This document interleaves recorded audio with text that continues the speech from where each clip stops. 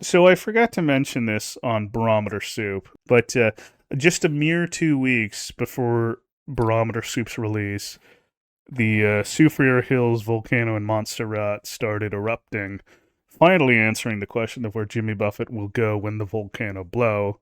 The answer was back on tour. The first show was at New World Music Theater in Tinley Park, Illinois on August 4th, 1995. So, a few days after that, Jimmy Buffett played Uncle John's band for the first time in quite a while on August 8th because he, of course, loved the Grateful Dead so much he covered that song in his 1994 album Fruitcakes. Jerry Garcia Okay. responded to this cover by dying the next day. In celebration, Jimmy played Uncle John's band every single night of the tour afterwards, vowing to play it every night until killing the song's co-writer Robert Hunter as well. Now, let us flash forward to September 23rd, 2019, the day that Robert Hunter died. Jimmy performs earlier that day in London, because that's how time zones work. And is it a coincidence that the final encore of the September 23rd, 2019 James Buffett and Coral Reefer Band ensemble act included one particular song that may have killed Robert Hunter as well? No, it was Brown Eyed Was it? Girl, and unfortunately Van Morrison still lives. Wasting away again, away again. Wasting away again, away again. Wasting away again. And Margaritaville. It's my own damn fault. Oh my. Welcome, everybody, to another episode of Dischoreography Wasting Away 2026. I'm Kyle. I'm Tom. This week we are covering the 1996 studio album by James Buffett, Banana Wind. His longest album. Yeah, this his album longest is studio album. It's almost 70 minutes. it's a long one. So we got a little bit of business to take care of first. I'm gonna just sort of break convention a little bit before going into our normal break from talking about Jimmy Yeah. by saying that So something happened between the last episode we recorded, the last proper episode we recorded, and this. In the meantime, we did do an episode out of order, but it was at like 3 a.m. and we did not know this news at the time. Yeah, we're recording a bunch of these episodes out of order, but the ultimate fact of the matter is between the last proper episodes and this one, Robert Grunge died. And what an album to come back to, because the steel drums are very prominent on this album. They sure are. There's like there's an instrumental on this album, and the steel drums essentially like lead the melody on it. Yeah, we kind of run the gamut of Robert Grunge's like work on this album. You know, there's songs where he's sort of reasonably left off. We have songs where he's there for seemingly no reason. It's kind of obnoxious, and we have songs where he's there and his presence honestly makes the song quite a bit better, I think. I don't think there's an album that is more present with the steel drums since One Particular Harbor, because it really does seem like he's on almost every song on this album. No, it's like the ones where he's not on this album are like very it kind of stands out because he's not there, right? And sometimes it's kind of like, oh, thank God, but there's a couple there. I don't think there's any times where like he's missing, and I was like kind of like hoping he would come up, but like there's at least one song on this album that I think is genuinely very good and probably one of his better performances. Yeah, as a part of Jimmy's Coral Reefer Band. I would say so. Yeah, it's kind of interesting to have to sort of come to a sudden critical conclusion on Robert Grunge, because we haven't heard quite a lot of his work with Jimmy. We haven't had this moment yet on the podcast. I mean, like, you know, everyone's getting up into their 80s. We expect that somebody was, you know, it was likely that somebody involved with the Coral Reefers was going to pass at this point just because of their age.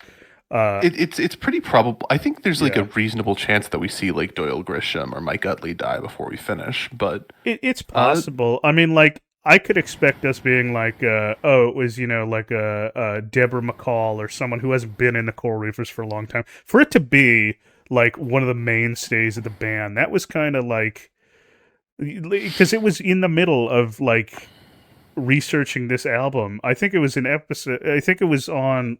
I have it written down in my notes. Maybe it was on. It was on the instrumental song on this album, the title track "Banana Wind," that I looked up Robert Greenidge just because I was like, I wonder if this is any different from like all of his albums that he did with Mike Utley, where it was all instrumental stuff. And then I saw on the news it said Robert Greenidge had died on like June 9th. And I was like, oh shit. I do think that like obviously this podcast is going to end on a note more or less like this, right? Yeah. Because as we've discussed before, spoilers for this podcast, Jimmy's dead.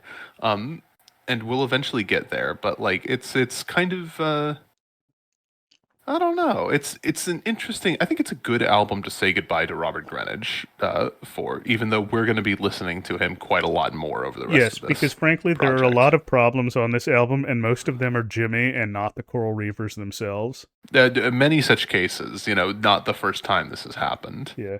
I will say, so after I found that out, like after I listened through this album, I listened through this album twice. I was like, maybe I'll go listen to one of those albums that him and Utley did that was just instrumental music, and I couldn't bring myself to it after this album because there's a lot of tropical sound on this album, and I was not prepared for more of it. I think that's a pretty respectable, like, extracurricular reefer listen, though. Like, I think I might do the same in this upcoming week, but because we've said before, like the Coral Reefers at this point, they do outshine Jimmy pretty much everything they do because they're actual professional musicians, and Jimmy is just sort of like atrophied in his worth to the band, other than as a business figurehead that draws people to the concerts. Yeah, from a musical's perspective, it really is like Jimmy has surrounded himself by musicians who won't tell him no, but like pretty exceptional musicians who are kind of constantly supporting him in like really interesting ways. And it's like, even when there's sort of, let's say, questionable decisions around like musical direction, the Reefers usually, like we've said multiple times, usually the Reefers like are making it work, right? Like Jimmy's music is almost always listenable, even if it's not very good. So it's kind of an interesting place to be in right now. For now, I'm going to say, listeners, if you want to hear Robert Greenidge at some of his best, I honestly would recommend listening to the title track from this album. I think the instrumental on this album is like, it's not like, it's probably not actually Robert Greenidge's best work, but like I think that he plays very well on it. I think it's indicative. Spoilers alert for the rest of this podcast. I think, with the exception of maybe the final track on the album, it's the best song on the album, and I think it's very indicative of a lot of things. That the instrumental track is the best track. Yeah, I think I would agree with that. It's very enjoyable. Also, like, point of order, Jerry does a pretty good performance on the mandolin on that song. Does he play the mandolin on that? Is that who's playing the mandolin? Well, if you look at the personnel notes, you'll notice that mandolin is credited to Freddie Fishstick along with piano, trombone, and vibraphones. Oh, yeah. You know what? I came in unprepared. I did not look at the personnel. I just assumed it was the usual Coral Reefers. It's mostly the same. There's some interesting notes, but since we're gonna go into the discussion, we're gonna take a break. But first of all, that's our little eulogy for Robert Greenidge. Kyle, what have you been listening to this week that wasn't recorded by Jimmy or I guess Robert? Well, so I had to take a 42-hour train ride this week, and in that 42-hour train ride, I was supposed to be reading "Don't Stop the Carnival" by Herman Wouk in preparation for our "Don't Stop the Carnival" episode that's coming up in, I think, 2 weeks. And what I found out about that book is that even a 42-hour train ride, that was the only thing I brought to occupy my time, could not bring me to finish that book. So instead, I listened to some music. And one of the albums I listened to was an album that my dad used to play on his hi-fi. many, many years ago by Jerry Lee Lewis. It was called The Session, recorded in London with great guest artists.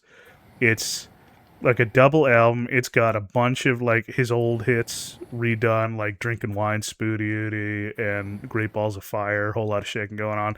But then it's got a bunch of covers of some more modern stuff, like I Can't Get No Satisfaction by the Rolling Stones. There's some gospel stuff like Trouble in Mind because he was kind of a gospel guy. It's got some interesting, like it's got like Albert Lee, Peter Frampton, Mick Jones on guitar, like some real interesting like English musicians, like Delaney Bramlett, Rory Gallagher. It's an enjoyable album. Just a bunch of like classic rock and roll done in like this early '70s rock style. I think it was recorded in like 1973. Something like that. Sounds like a good time. You got Jerry Lee Lewis, who's a controversial figure in his right, but like one of the figures of the early rock and roll Sun Records era. And then it's got, like fucking Peter Frampton on it. So you're bridging the gap there. Between generations. So it's an interesting album. What have you been listening to, Tom? Well, I almost made it to. I honestly almost made it to this record without having listened to any other music. I just kind of didn't happen this week. I was listening to a lot of. You were just going to be saying like what was playing at the wedding or something. Yeah, which unfortunately we went to a wedding last weekend, and unfortunately we did get. The groom did change the wedding playlist so that Margaritaville would play and he could point and laugh at us, which was worthy of comment. But no, I did find time because we're recording this a little earlier in the morning than we usually do, and I did wake up early enough to fit in listening to something, which is I listened to the Whitetown album "Women in Technology." Okay. Which is very enjoyable. Whitetown being sort of electronic, kind of like scrappy pop act from the mid 90s. Notable, very much one-hit wonder with the great song Your Woman, which I think is fantastic. And I'm happy to report, I've been kind of interested in listening to the rest of that act's stuff. And I'm very happy to report that the rest of that album, at least, is really enjoyable. I thought it was a lot of fun. It opens on kind of a very slow note, but I think that the entire album is a really enjoyable listen. I've never listened to Whitetown before. I'm looking at it. Apparently, Bing Crosby has a co-writing credit on Your Woman. Yeah, it's because it samples very heavily from a song called My Woman, which is... I see. He picked up on it. The Function of the Orgasm, theme for an early evening American sitcom. These are some interesting track titles.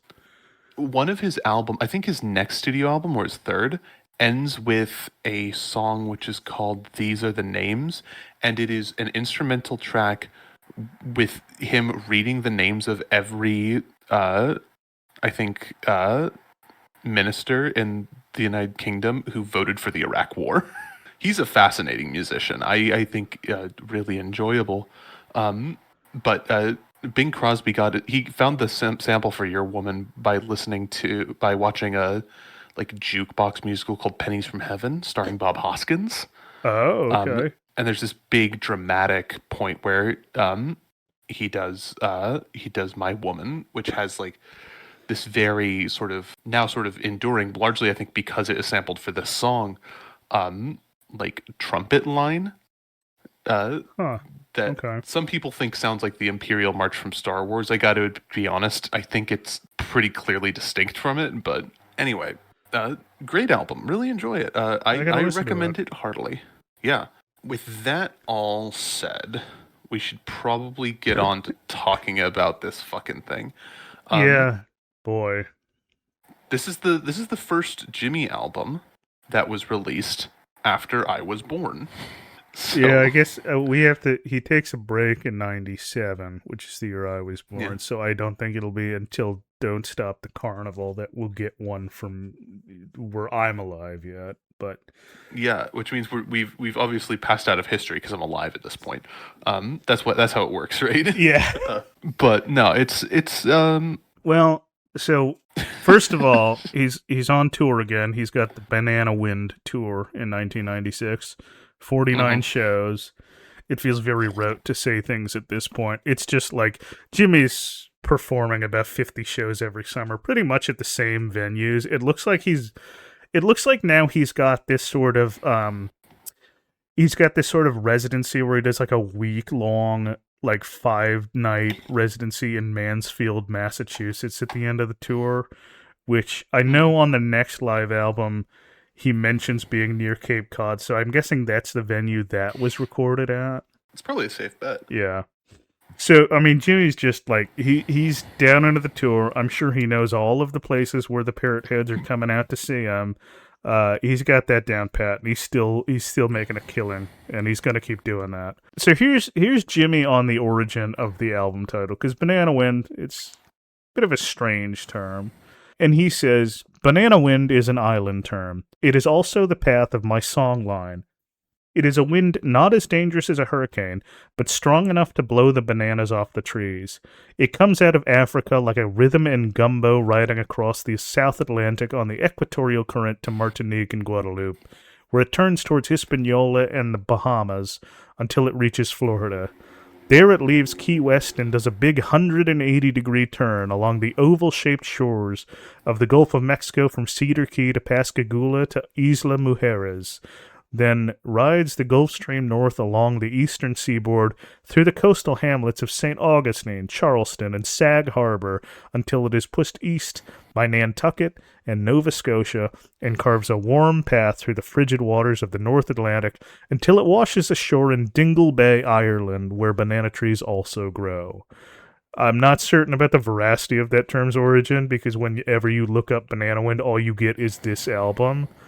Because Google sucks now. I haven't found anything that predates the album, but that's, possibly just because the album is the most famous example of this term. There's a hell of a lot of places mentioned there, and I think it's interesting that he refers to the island of Hispaniola. It's like very, very 16th century of Jimmy. Yeah, Jimmy does just make up bullshit sometimes. Yeah, I mean, give it that is the official name of the island, but like, you feel like Jimmy would be trying to invoke something by saying the phrase Hispaniola, because people don't use that term to refer to the island anymore. Hispaniola's the island Cuba's on, right? No, Hispaniola is the one that is shared by Haiti and the Dominican Republic. That's the site of Santo Domingo, the first the colony that Christopher Columbus founded for Spain. Yeah, because I was gonna say if it was Cuba, then it was like there is like a mention of Cuba in the last song on this album, right? There's always a mention of Cuba. It's Jimmy. Yeah, there's not really any mentions of Haiti or Dominican Republic. So Jimmy dedicates this album to his father, James Delaney Buffett Jr., whom he refers to in the liner notes as the son of a sailor. As far as I can tell, his father and his mother actually both died in 2003, so I'm not quite exactly certain why he's dedicating this album specifically to his father, especially because there's a line in the last song which is very much about his father and his grandfather, about then the wind went away in 1995.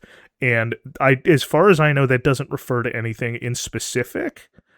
I was looking for this because I heard that and I was like, wow, this is about Jimmy's father's death. That's incredible. Yeah. And then I looked it up and I was like, Jimmy's father lived for another 7 years after that. I don't know what the fuck's happening.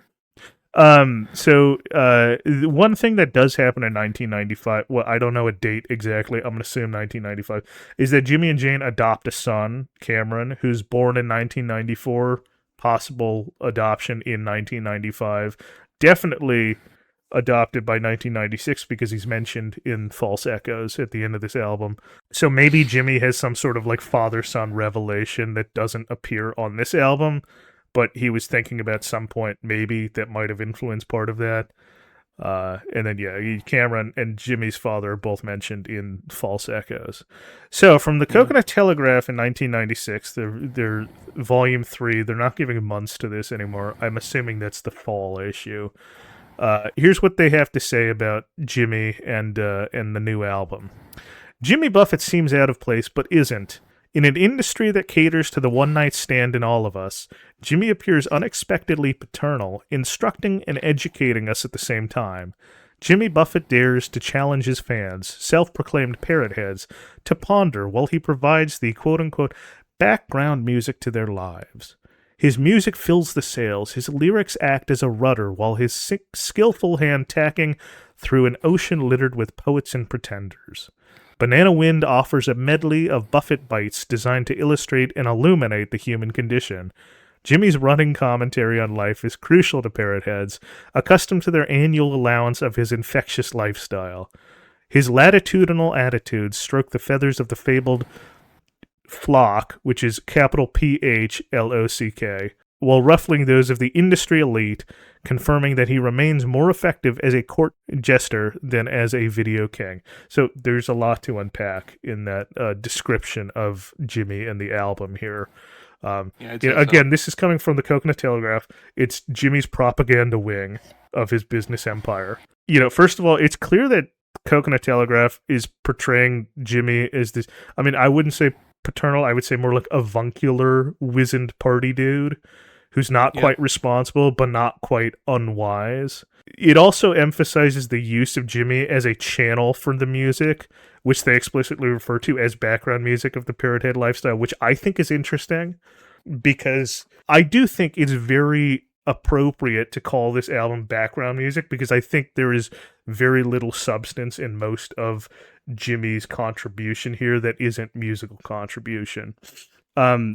It gets into this whole substanceless issue that plagues the whole album. It had been there before. I think it's particularly pronounced here, especially with the inclusion of an instrumental track, which is something Jimmy hasn't done before.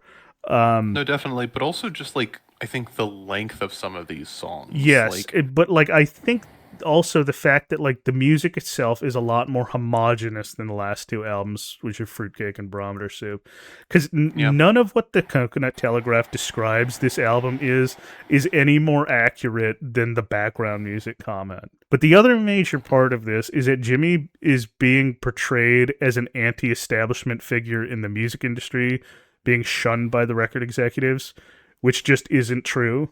First off, this album hits number 4 on the charts, so it's not like he's not selling anymore. The hitting number 4 is more like probably a facet of Parrothead determination than any widespread mainstream success. Because this is we're at the point now that we're getting into exceedingly compartmentalized music charts that are only going to get more granular as the decades post 80s wear on. You have to sell less. Agree.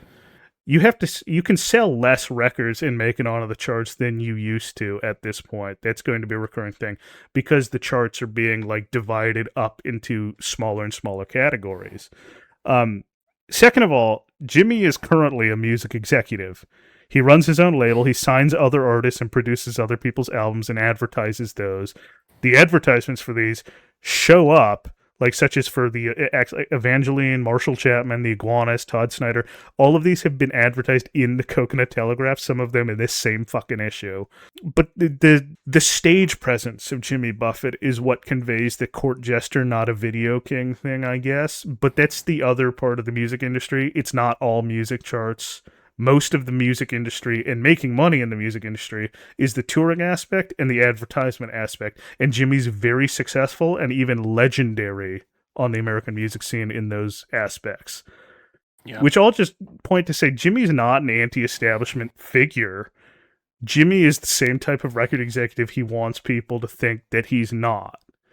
And that's a very, to put a modern spin on it, it's very much that appeal of Donald Trump being this anti-establishment figure, even though he's a businessman, he's a billionaire, and he was born on third base to a rich family, right? Yeah, it's interesting. I largely think about sort of the research I did in graduate school as being sort of on a broader level, a study of how social narratives form, Yeah. And this is really striking me in a number of particular ways because you're right, Jimmy's not an anti-establishment figure. He's very successful from an establishment perspective, but through this sort of like veneer of not having much chart success, he is able to sort of cultivate this sort of countercultural like image. And it feels like that image is kind of a big aspect of what parrot heads like. Yeah. And in terms of like the parrot heads as a community, you can kind of see how that becomes a major aspect, where it's like this notion that like, oh, you have to be we're going to talk about this novel quite a bit in a couple of weeks, but like, Yeah. I think it's really notable that like in Don't Stop the Carnival, like what Jimmy sees in that is that like it kind of fits into it of like, oh, this guy must be insane to drop everything and run to the Caribbean, right? Yeah. Because like you're not supposed to do that, right? And Jimmy's music is largely sort of about those sorts of bad decisions that don't make sense from like strict perspectives, but also like the fantasy of them make a lot of sense for like how we expect certain like levels of businessmen to function in this country, right? Especially in the 90s of like, going on tropical vacations, and just sort of working like a dog otherwise. And I also think that like Jimmy's able to ride not just sort of this like quote unquote lack of chart success to this notion, but also sort of a lack of critical like recognition, right? There's a song on this album, I think, that kind of feeds into that of sort of like Jimmy's not like an uncultured man, he's very literate. Yeah. He has like, I think we've established pretty good taste in music. He has a song on this album where he's basically claiming to be like an uncultured like freak. And it's just kind of like, I mean, it's all about like distraction, right? Like it's not just Jimmy. It's Jimmy plus all of the PR people, all the people in his business that he's hired that essentially are using the distraction of he doesn't have any hits these days. Mainstream audiences aren't listening to him, to distract from the idea that Jimmy does have musical success, mainstream musical success, because arguably the biggest mainstream musical success is what Jimmy has. It's carving out a niche of a population of people who are always going to buy your music and always support you financially, no matter what. Yeah, it's like Jimmy's done that. Jimmy's broken the charts. That is by far like the record executive dream. It's right? not it's what Mike Love was trying to do with the Beach Boys in the 70s. Jimmy has that. It's the thing about Jimmy is it's not that like Jimmy doesn't chart because he's a countercultural figure, right? It's that Jimmy doesn't need charts. Yeah. And exactly. I think that's fundamentally different. He doesn't. It's not that Jimmy like. It's not even necessarily that Jimmy doesn't have critical success. It's that Jimmy doesn't need critical success. Like these are things that Jimmy doesn't require in terms of like music as a business. I think we could argue very persuasively that Jimmy's trying to make the music good, right? From a certain perspective. I think we might disagree with his notion of good in this case, but like it very much is this situation where it's like beyond just crafting this particular countercultural image of himself, now Jimmy is also crafting this countercultural image of his fans, of his community, right? Yeah. That sort of fails to recognize the fact that to participate, that like first of all, Jimmy is like a massive success, and secondly, to participate in the sort of vacationing lifestyle that Jimmy champions, you have to have a certain amount of capital. You have to be in a particular tax bracket, and right? That's the other thing, is there is this inherent irony about Jimmy sings about throwing away all your earthly possessions and going to the Caribbean. The only reason he's at number 4 on the charts is because the parrot heads have purchasing power in this economy. Yeah. When you look at the top 5 on the Billboard, the week that he hits number 4, his debut week, number 1 is Metallica with the album Load. Number 2, you got Fugees with The Score. Number 3, also debuting that week, Alanis Morissette with Jagged Little Pill. Jimmy at number 4 with Banana Wind, and Celine Dion with Falling Into You. I mean, that is kind of a competitive album bracket. Yeah, with those acts. I mean, the only other person I would say that is like quote unquote legacy at this point is Metallica, because the Load is sort of like the end of their like major successes, right? Everyone else is sort of like on the up, right? Yeah, kind of. Like I think Metallica really like I'm not like a big Metallica historian.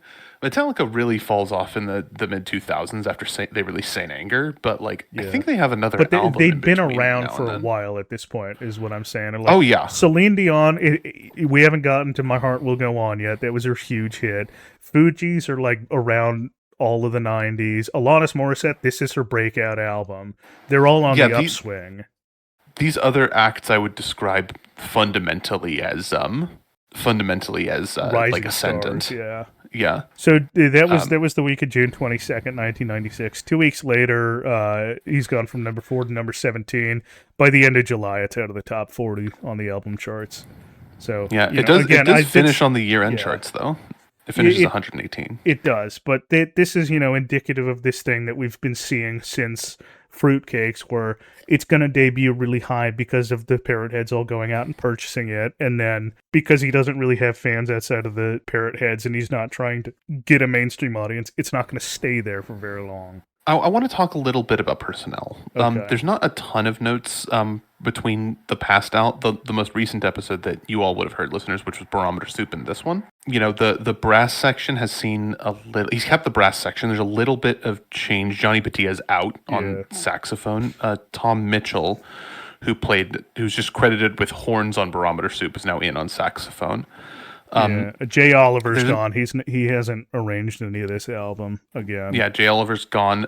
There's a number of guest musicians that are, one of which is very notable, and we'll get around to them when that song shows up. But also the background vocalists have completely changed. In between the last album and this one, the last album, the background singers were Claudia Cummings, Mary Harris, and Nicolette Larson. And this album, the background singers are Claudia Cummings, Tina Gullickson, and Nadira Shakur. Of those three, the most notable one is Nadira Shakur, who was a vocalist with the progressive hip-hop group Arrested Development. She sticks around in the Coral Reefers for a really long time. She's still with the Coral Reefers. She still is today, in the year of our Lord 2026. So she's... It's interesting to me that she joins the Coral Reefers in the first place. You'll actually hear, I think, on the next episode, listeners, me realize in real time that who Nadira Shakur is and that she's in the Coral Reefers. But it's interesting. She does have, I think, a pretty significant role in one song on this album. And unfortunately, I think that role is kind of obnoxious. But she's an interesting figure, and she's going to stick around. Well... Okay, let's get into this 68-minute album. We begin with the song "Only Time Will Tell," and so this is a collaboration between Jimmy, producer and drummer Russ Conkle, Coral Reefer drummer Roger Guth, and then the Mayer brothers Peter and Jim, his guitarist and bassist. Or bassist and guitarist. I can't remember which is which. That's the main writing team for this album. Yeah, the majority of the songs on this album are written by that team. This song is the most middle-of-the-road song on the album for me. I can't really...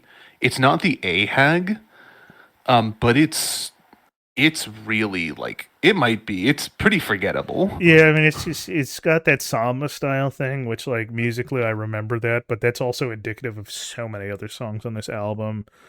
Yeah, Jimmy's flirting a lot more heavily with Latin music lately, and on this album especially. The brass section definitely is a big part of that, I think. Jimmy does this really obnoxious, like, meta joke in the song where he's asking all of these questions, and the answer is supposed to be only time will tell, but he also is like, is there really a message to the song? Does it matter? And the truth is, like, I don't think it matters. I don't think any of your...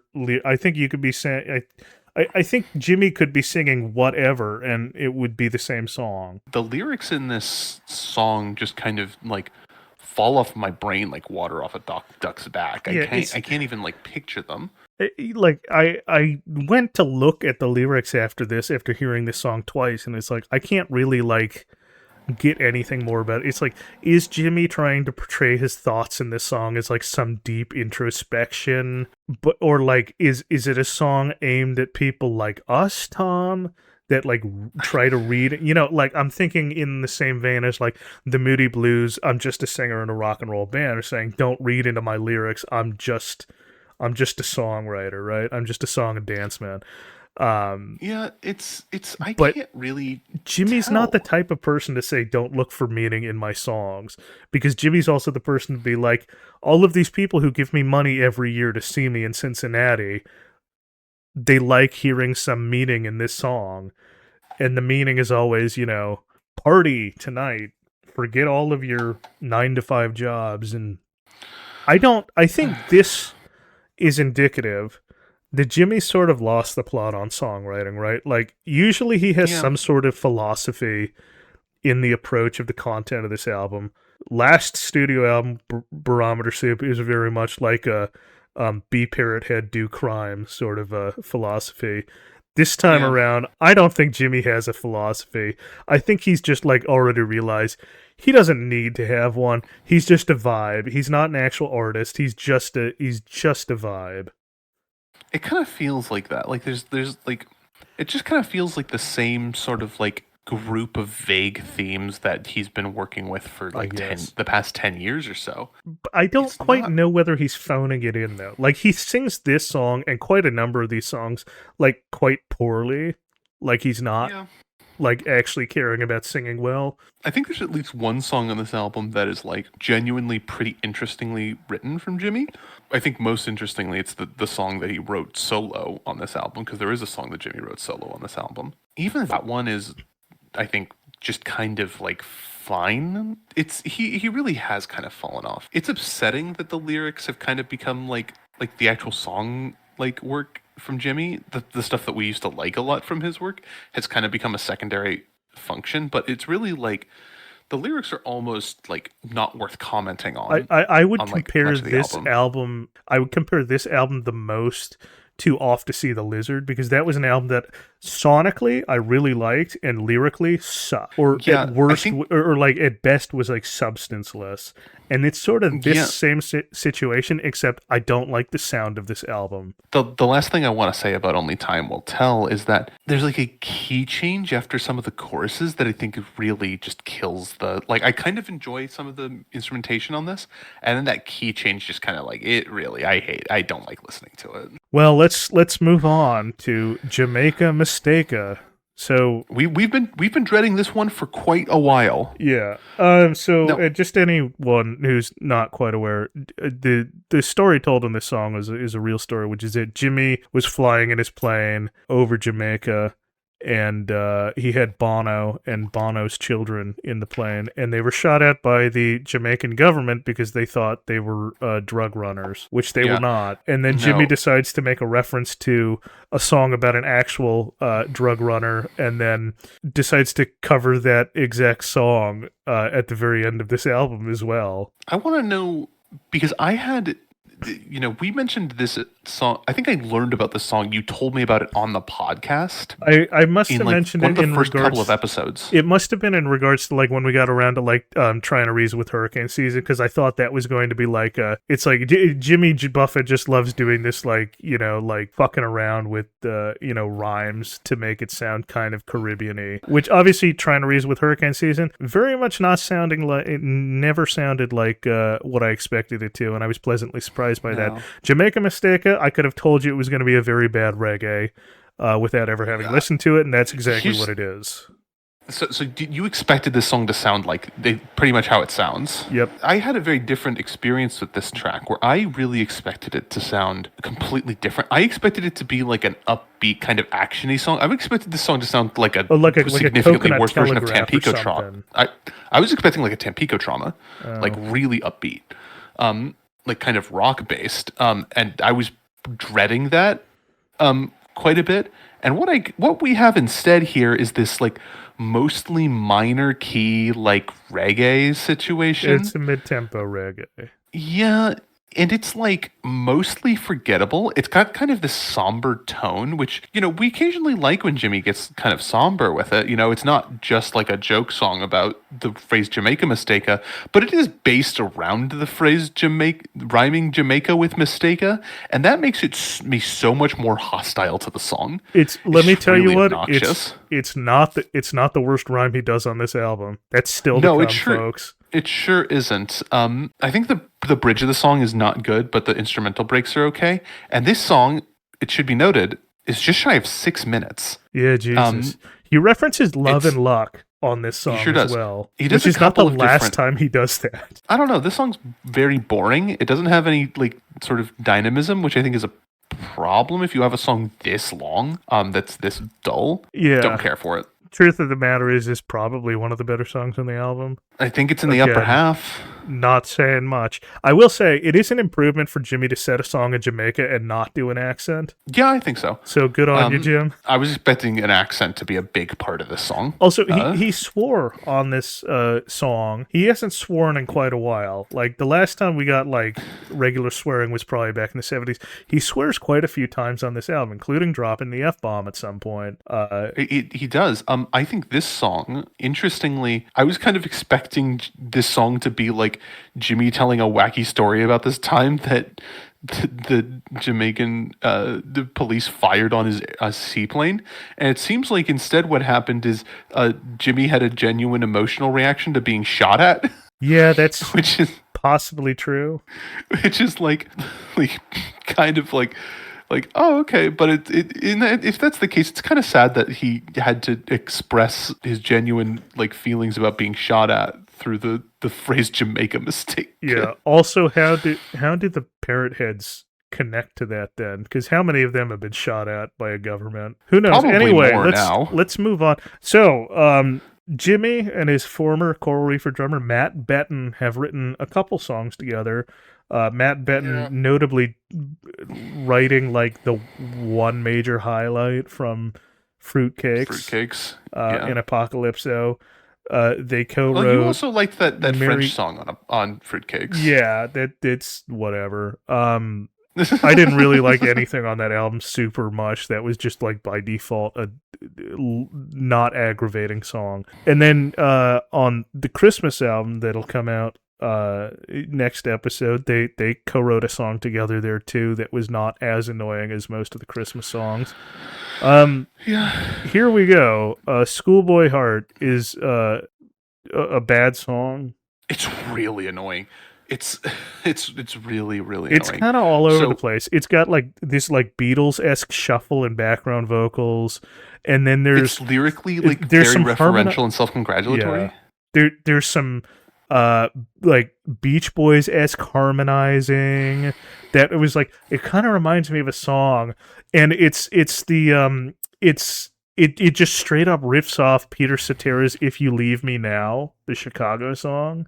Yeah, the lyrics are very obnoxious. I will say that, on each chorus, it starts with this section I really dislike, and then the second half of it has a couple of, qualities he's listing about, things he's got, right? And sometimes it's, I kind of like the things, the second chorus, for example, goes, I got a bartender ear and a beachcomber style, piratical nerve and vaudevillian style. Never mind. I just realized he rhymed style with style. Throw this out. I'm wrong. It's sorry. That just really threw me for a loop because I didn't even realize. But I kind of like some of these. The third chorus says, I got a native tongue from way down south that sits in the cheek of my Gulf coastal mouth. I kind of like that. It's okay. The least favorite part of this is, I can't even remember what he rhymed it with, but at the end of a verse, he just sort of ad-libs what the heck afterwards, and I just really hated that. My least favorite part of this song is that, inexplicably, for reasons that I could only speculate on, the percussion has sleigh bells in it on this song. They were getting ready for Christmas. They were getting ready for the Christmas album. This has sleigh bells in it. The song's not Christmassy. It doesn't mention Christmas or holidays or anything. The sleigh bells are just there, seemingly no reason. Interesting. Oh, also he mentions being in a cosmic shipwreck because he's a nerd, which is weird because the rest of this song is frankly grounded on Earth, and then he's just cosmic shipwreck. Yeah, gotta get the space in there. because he's not gonna do Space Enough on this 7-minute song about a rocket ship. Yeah, I don't have anything else to say about Schoolboy Heart. I really hate listening to it. Fuck this song. Let's move on to a decent song, which is the title track, an instrumental called Banana Wind. Really, probably the best song on the album, and a lot of that musically, is just because it's definitely the most interesting. It's the most clearly like country based. It almost sounded at the beginning like it was sort of a variation on Havana Daydreamin', the song. Kind of. Jimmy picks up a mandolin for this track, and he plays, honestly, I think a really enjoyable mandolin part. Yeah. As we mentioned earlier in this episode, the sort of main like melody of this track is played by Robert Greenidge on the pans. Yeah. And I think that like mandolin and steel drums kind of work really well together, surprisingly. I think it's because they both have like these really kind of light, bright sounds. Yeah. So here's what I have written in my notes. Like as my stream of consciousness till I got to this. Here's what I wrote. I said, this sounds like it started as a variation on Havana Daydream, and is this part of Jimmy's continued erasure of this album? Honestly, I don't hate it at all. Jimmy, why don't you just let the Coral Reefer Band give us a decent instrumental album? Or is that what Mad Music was supposed to be? Cut to me looking up Mad Music, and then the next thing I wrote was in full caps, holy fuck, Robert Greenidge just died, like since the last episode we recorded, June 8th, 2026. And then I have a from weirdly enough, creepily enough, from Jimmy Buffett's official Instagram account, this picture of Jimmy and Robert Greenidge. And here's what they have to say. The Coral Reefers mourn the passing of our wonderful friend Robert Greenidge. Robert was a world-renowned steel pan master, a special musician, and an even more special human. R.I.P. Bobby G. We extend our condolences to his beautiful family and the many, many people who loved him. And Mac McAnally, writing on this account, said, the Coral Reefers sent another spirit to the sky this morning. Our beloved Robert Greenidge has gone on to gig with Jimmy and Ralph and Fingers, Ralph McDonald. And we will miss him and honor him and forever carry the blessings of knowing and loving him and his wonderful talents. So that was my realization that Robert Greenidge died. It was like real time while I was like looking up stuff about this song. And hey, Robert, you did a great job on this song. Yeah, Very it's a enjoyable. good note it's a good note for Robert to go out on. It sounds like it's really like he plays well on this. Like he usually plays well. It's just kind of like his inclusion is questionable, right? Yeah. It's sort of the general scenario. We've mentioned this before. Robert Greenidge is a talented musician. Okay, very much so. He's done countless steel drum things on other things. The one I always point to is Just the Two of Us by Grover Washington Jr. with Bill Withers on vocals. He does an extended steel pan solo on that. It's really great, beautiful, jazzy, sort of reminiscent on what he's doing on Creola. This song comes before Creola. He's a good player, gets to show off his talents here. I think it would have hurt if I had found this out on like something like the next song on this, or pretty much any other song on this album where we hear the steel drums, because they're all bogged down by Jimmy's contributions, which are bad lyrics. Yeah, well, again, I do want to say, like, I think it's important to note when Jimmy does something well. I think he does good work on the mandolin on the song. It's a pretty minor part, but he does play it well. It is unfortunate that's the second shortest song on the album. Yeah. But let's move on, I guess, to a way worse song. This is Holiday. This is Holiday. This was done by Jimmy, Ralph McDonald, Will Salter, which is the Creola, Pre-U, and King of Somewhere Hot crew, and Bill Eaton, who I don't believe has been a co-writer of any Jimmy song so far. My feeling on this song is that lyrically, it's like, what if Jimmy wanted me to hate boat drinks? Lyrically like, speaking, really this is just hate that song. Jimmy doing more of the, Laje Nome and Don't You Know bullshit from the last album. Except like on a vacation pornography, like sort of angle. Like this is like one of Jimmy's most like vacation-y escapist tracks. Yeah, it's straight up saying like, in any situation you're in, you need a holiday. Take a holiday. Yeah, get the hell out of there. The chorus is very annoying, which means the fact that he does it like 8 times is bad. This is the track that has Nadir Shakur, I think, doing the like you know, he says, "You need a holiday," and then she goes, "Take a holiday," and then that happens like 17 fucking times. It's really annoying to listen to. I didn't ask Matt for any Margarita scores. I bet this is at least an 8 on the Margarita scale. I could see it. The only thing I'm willing to say in this song's favor is that there's a pretty enjoyable trumpet solo, recorded by John Lavelle. That's all I can really say in this song's favor. I think that the horns do some interesting stuff on this album. We'll get to another song where Jimmy Buffett writes a really bad song, but the music is okay. So anyway, Jimmy ruined boat drinks for you on this song. Jimmy has ruined, for the next song, Jimmy has ruined crooners for me with this next song, Bob Roberts Society Man, which is done by Jimmy Buffett and Amy Lee, which is the Fruitcakes writing team. So this song has kind of a jazzy big band sort of song. The song that it makes me think of the most is Straighten Up and Fly Right by Nat King Cole. Right. You know? And it is, I don't really know.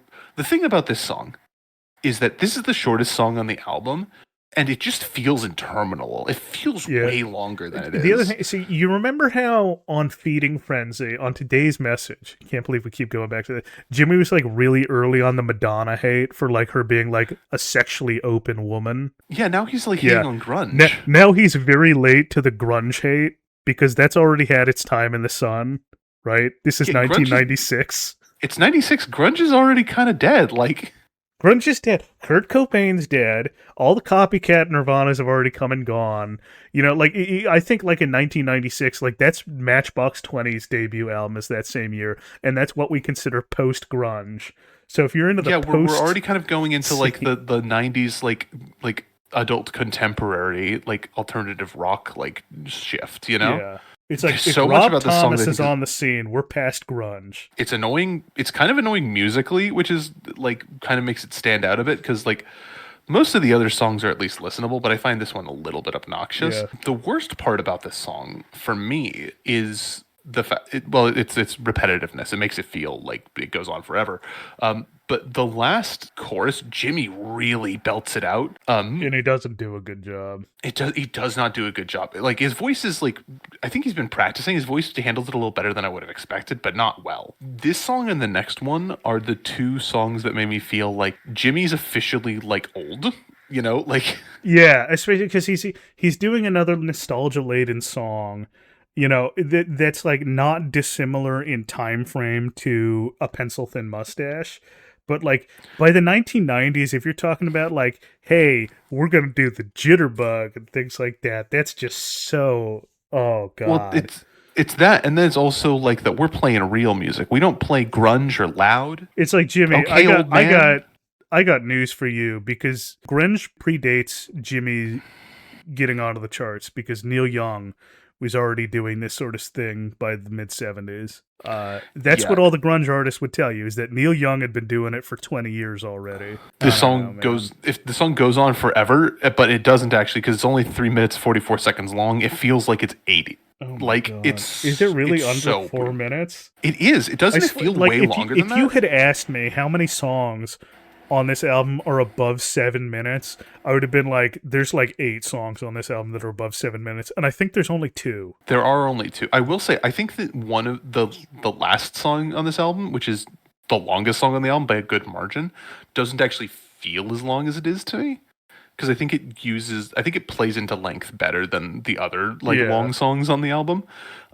This song somehow is just so obnoxious and repetitive that it feels significantly longer than it actually is. Anyway, we're not done with long and repetitive and shitty music, but first we have to flip the cassette. We will see you on side B, folks.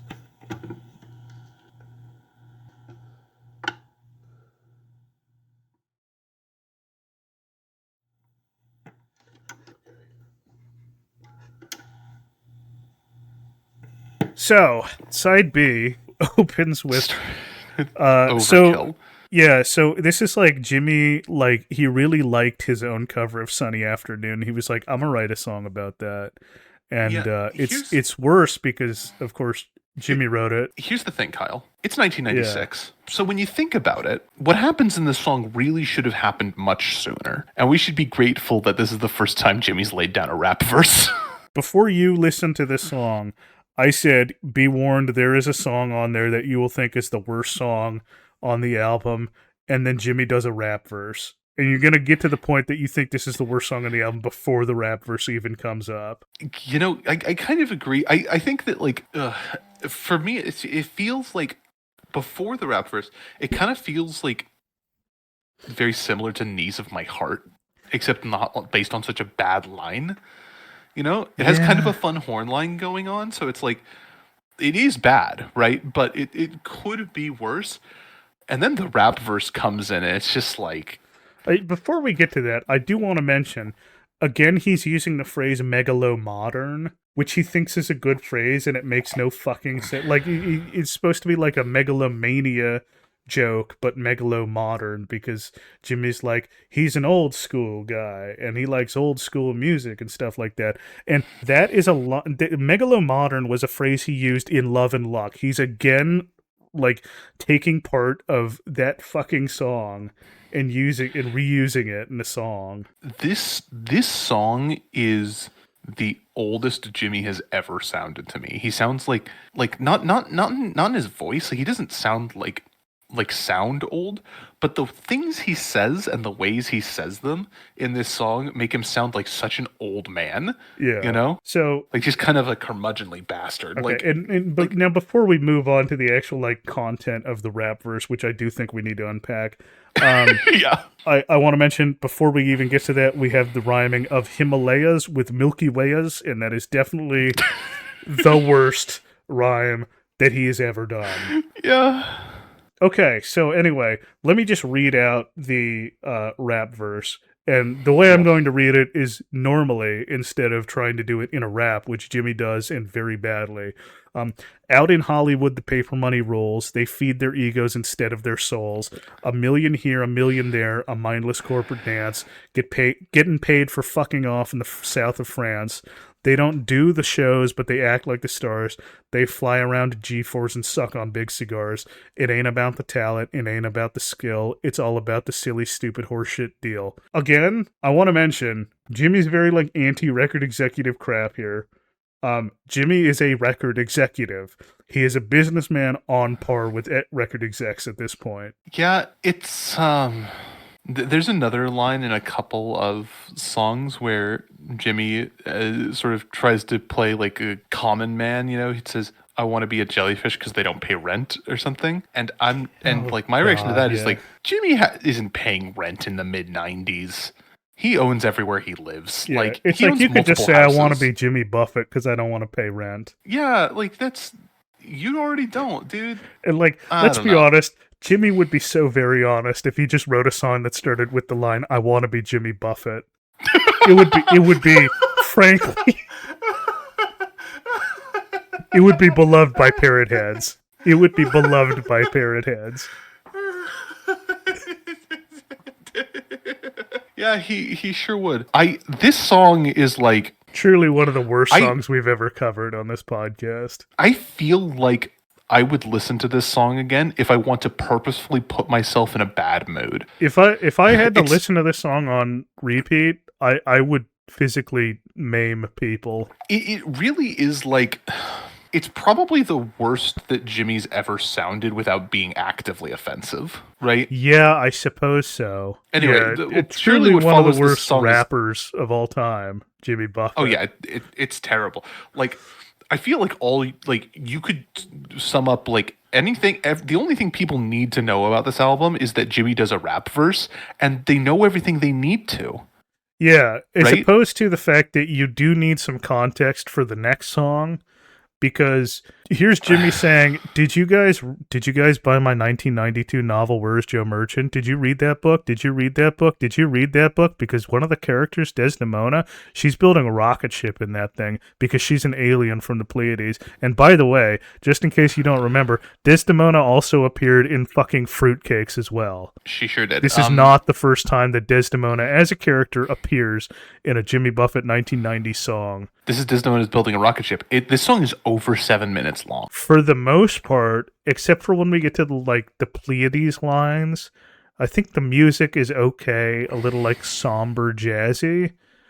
The horn work is okay on this. The lyrics are demonstrably the worst part of this song, which seems like a recurring theme. This song is very slow. This song actually does have a little bit of dynamism in its structure, right? It kind of goes into that from that sort of jazzier thing into a more soulful mode once in the story Desdemona gets up into the stars again, I guess. Yeah. But it's somehow it doesn't make the song feel better. No, and that's because it's half of the time is the same fucking Pleiades calling her home, seven sisters, she hears her seven sisters. Interminably. It's really repetitive. It's the kind of same problem where this song is over 7 minutes long, but if it's the same thing as the Bob Roberts Society Band, where this song feels like it's 30 minutes long. Yeah. And not in an enjoyable way. It does just feel interminable.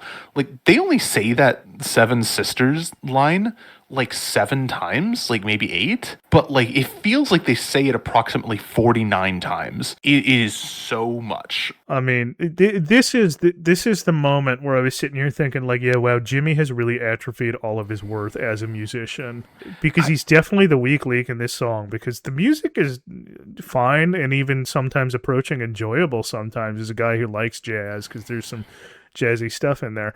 The thing about the Coral Reefers is that they're all professional musicians, Greg Big Mouth Taylor notwithstanding, but all of Jimmy's worth is as the guy drawing the crowds at this point. Something that I think is interesting is not even just all the vocals, but just imagine every song on this album, but you remove specifically Jimmy's vocals, right? Yeah.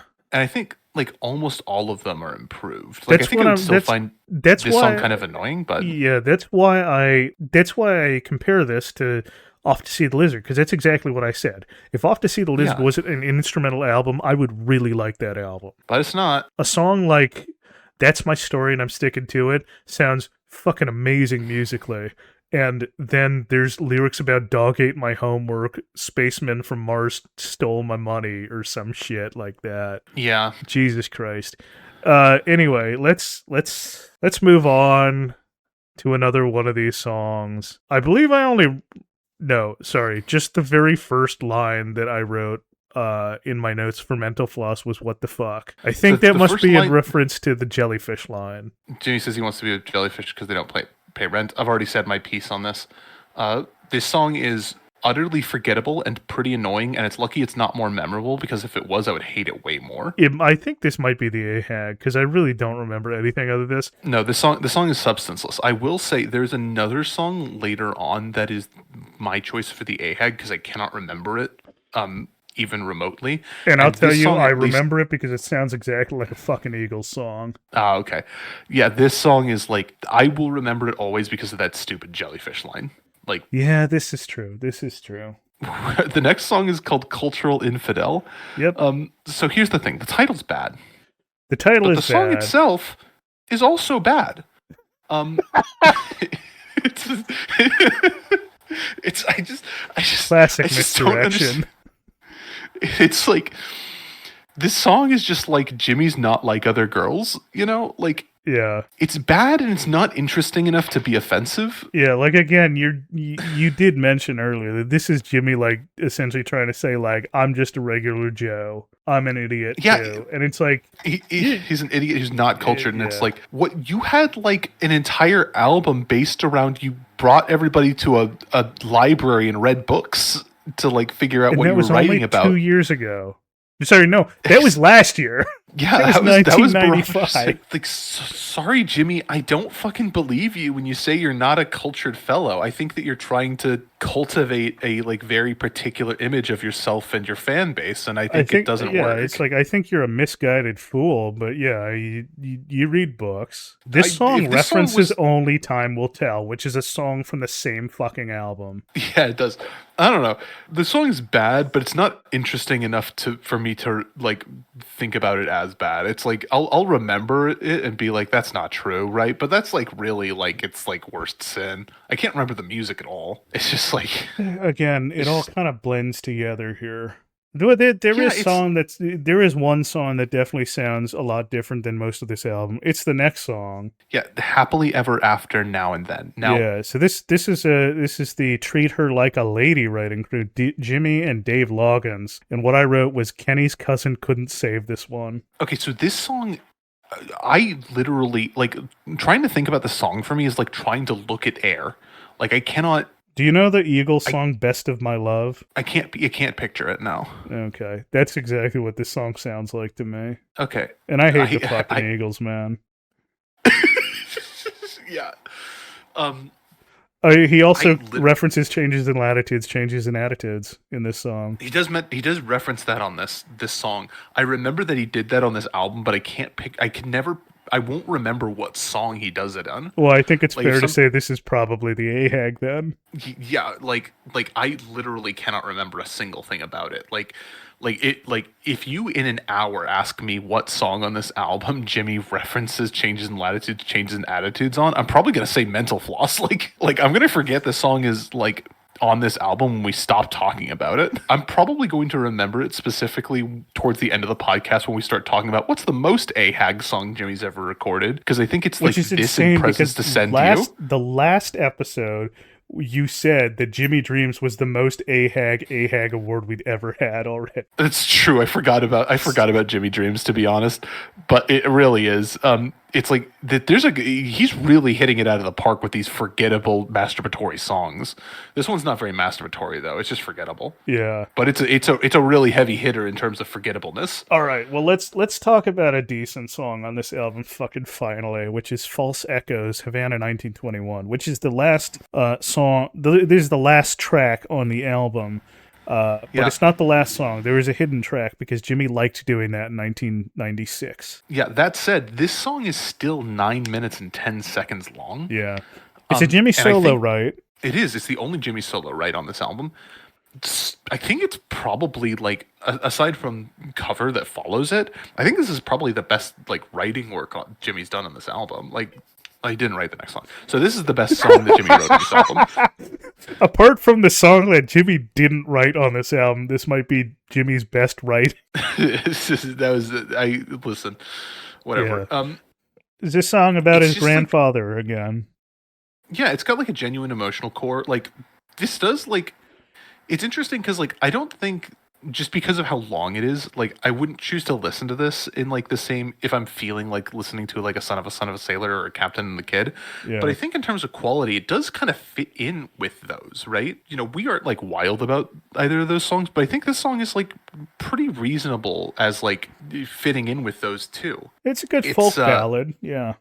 It's a good folk ballad. I think like musically, like the most similar thing that he's done like recently is probably Night I Painted the Sky off Barometer Soup. Oh, but I think this is a way better song than Night I Painted the Sky. Yeah. It's just like it's long and slow, but it's just kind of like I think like a lot of it is that it's like musically kind of beautiful. Right? I was sitting here being like, this is definitely the best song on the album, but is it a good Jimmy song?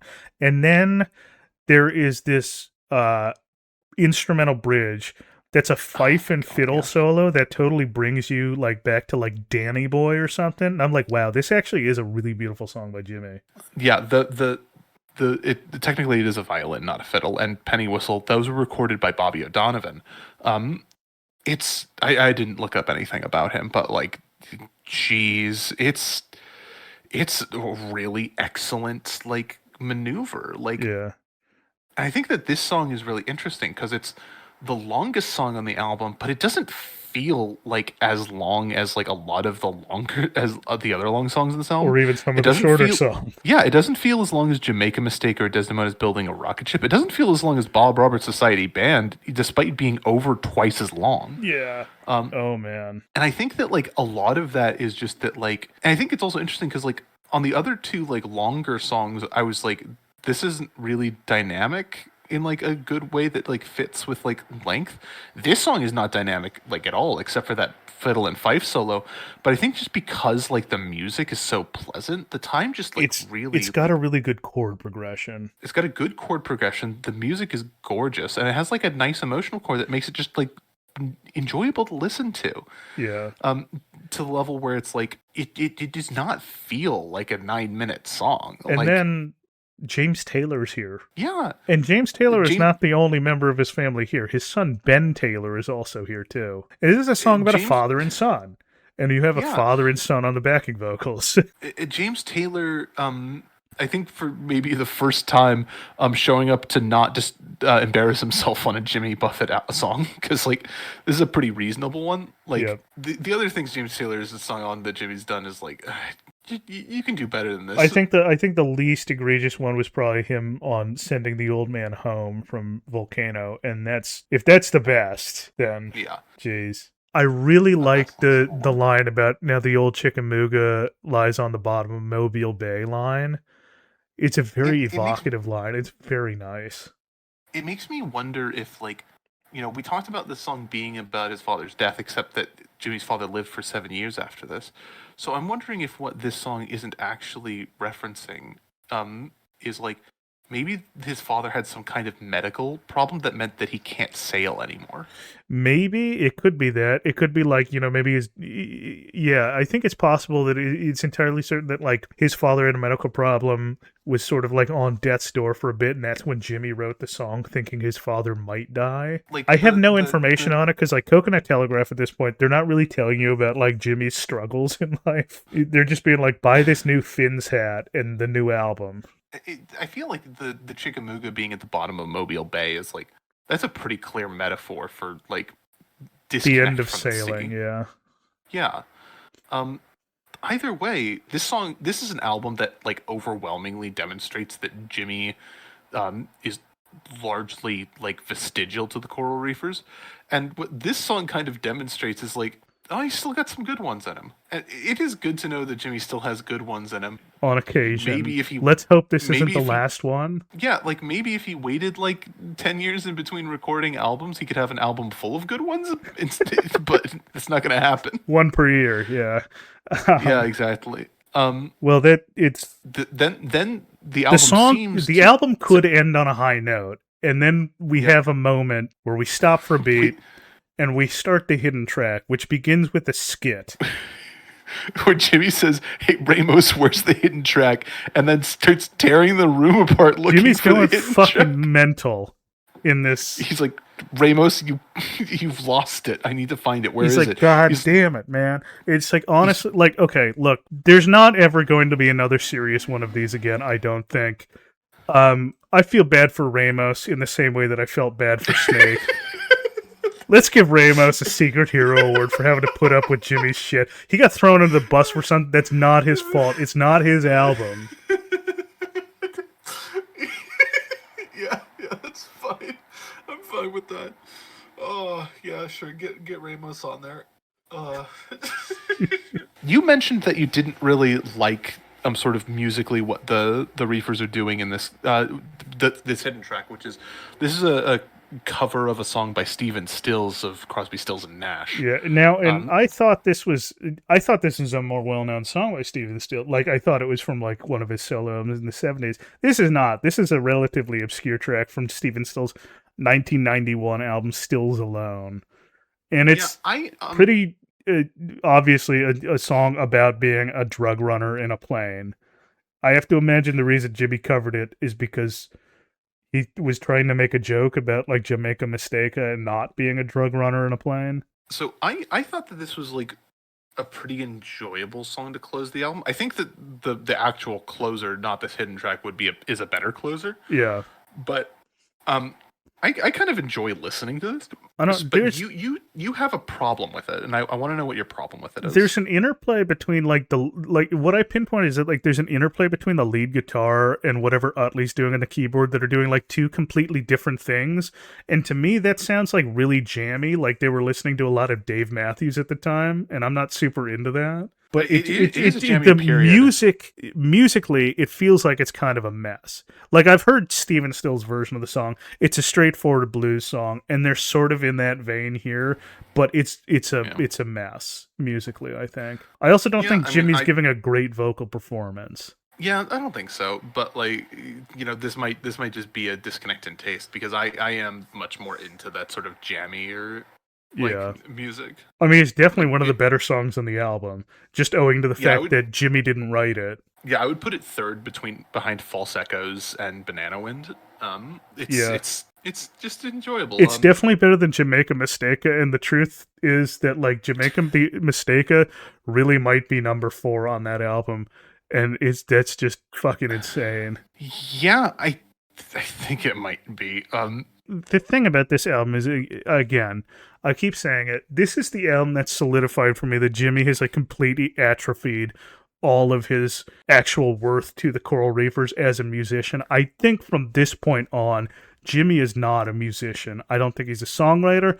I think at best he's a front man. It kind of is like what it feels like. The album itself is just kind of like grim, I would say, because like it has a few good songs and there's only really 1 or 2 songs that I think are especially bad. Yeah. But the whole album is like below par and really dull. Yeah, I mean, that's the thing, is that like the 1990, like the run from Fruitcakes, Barometer Soup, Banana Wind, this is seen as like the in the parrothead community, this is like Jimmy Buffett's resurgence after a very disappointed decade in the 1980s, right?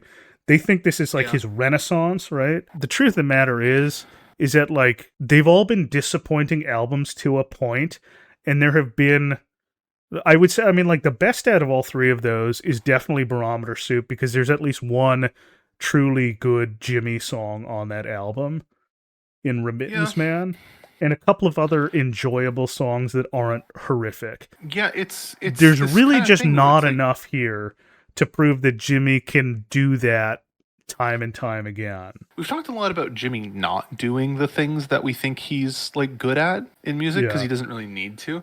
This is the album where you're right, he is kind of vestigial, and this is also the album that made me question whether or not he can, Yeah. Like it seems like so much of this album is regurgitated the worst parts of Fruitcakes and Barometer Soup, and not enough of the few highlights of those albums. Yeah, it's most of it is just like forgettable, but forgettable in a really obnoxious way.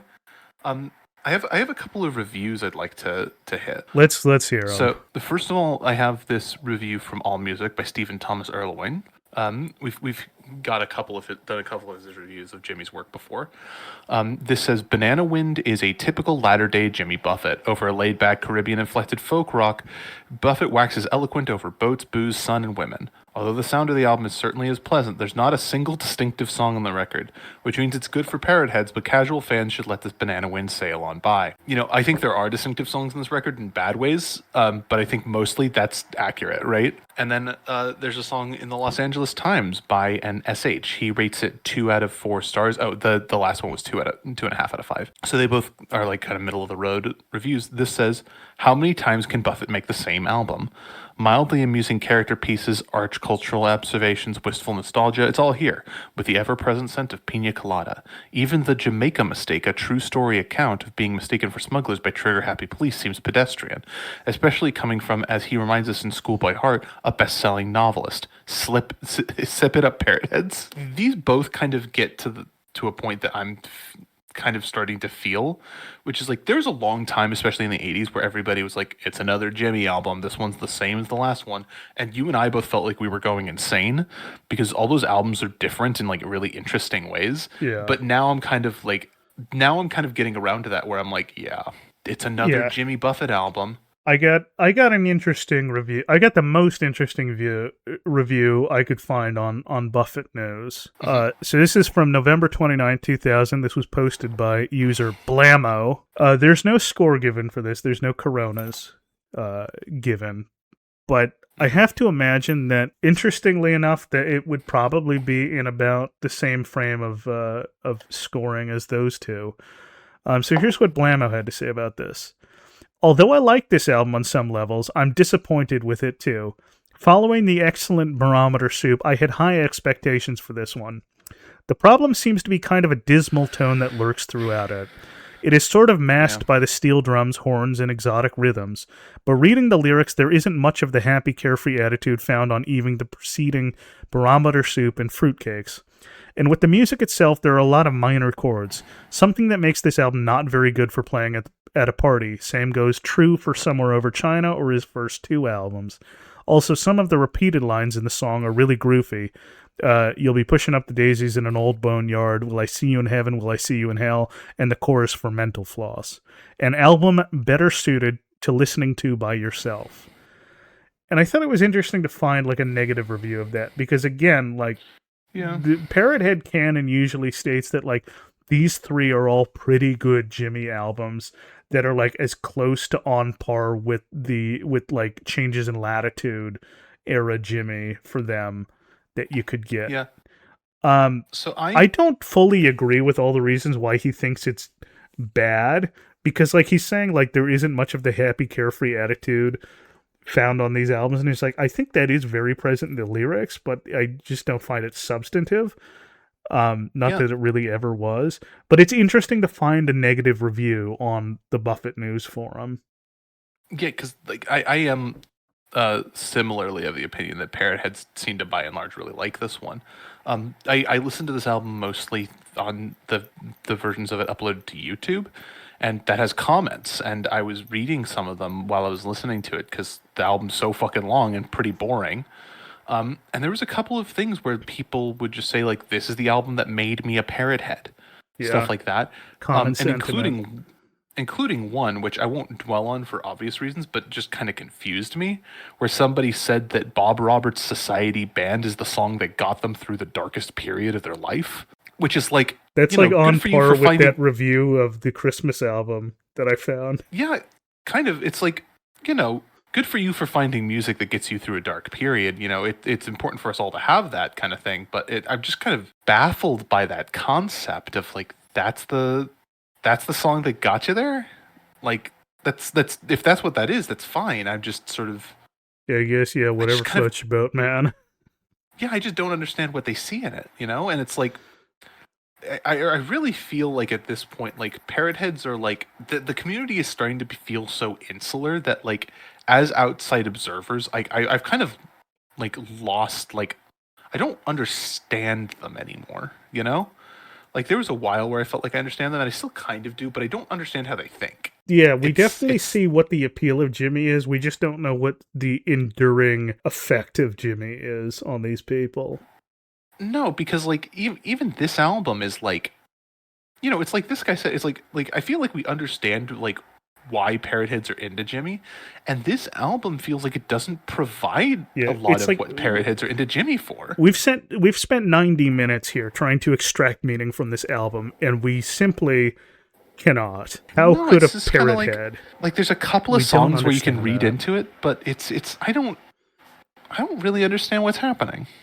Yeah. That's again, all I've got if to the say. Coconut Telegraph is saying this is background music, then I gotta feel like that's the best way to sum this album up. I mean, that being said, like, if I can launch into boat drinks here. Boat drinks. I think I got boat drink fever. Beatrice, I drink 6 more boat drinks. Beatrice, I drink 6 more boat drinks. Beatrice, I drink 6 more boat drinks. Beatrice, I drink 6 more boat drinks.